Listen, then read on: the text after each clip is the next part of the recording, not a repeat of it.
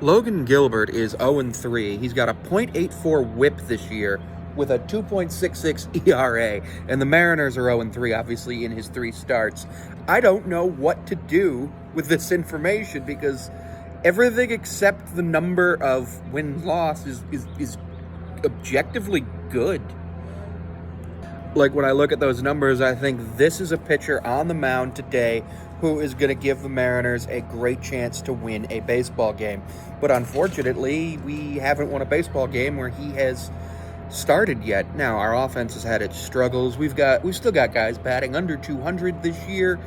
Hopefully we can get that up. Crawford didn't have a hit yesterday, but did get on base once and had some pretty good plate appearances.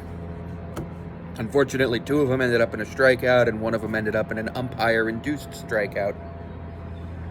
Julio did well. Everybody except JP had a hit last night. 10 hits for the Mariners, a couple of home runs. Everything looked good, and that was,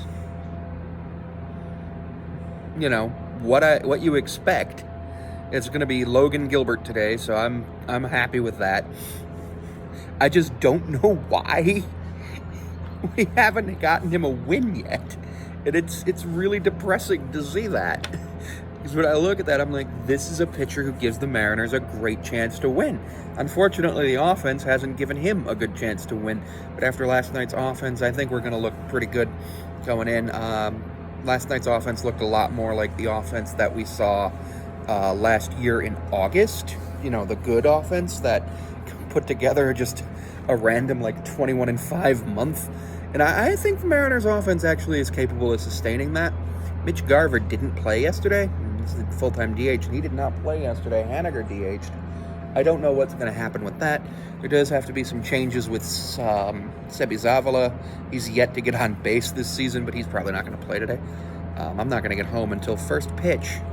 Hunter Green is pitching for the Reds, and he's got a 4.86 ERA with a 1.84 whip.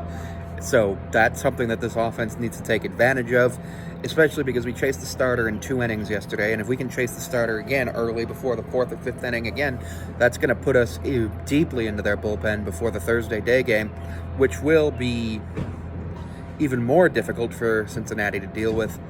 I suspect that the Mariners will be able to do well off this pitcher, especially considering how well they did yesterday off a pitcher who was much, much better.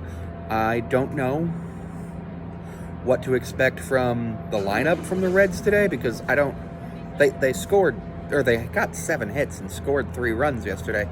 So and they had a lot of opportunities that could have been converted. They didn't have a hit with runners in scoring position. Only left 3 men on base though.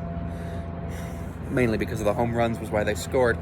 So we'll see how it goes, but I expect this to be a competitive game before the rubber match on Wednesday. 3-game series against the Reds, and then we won't see the Reds again until next year when we play them in Cincinnati.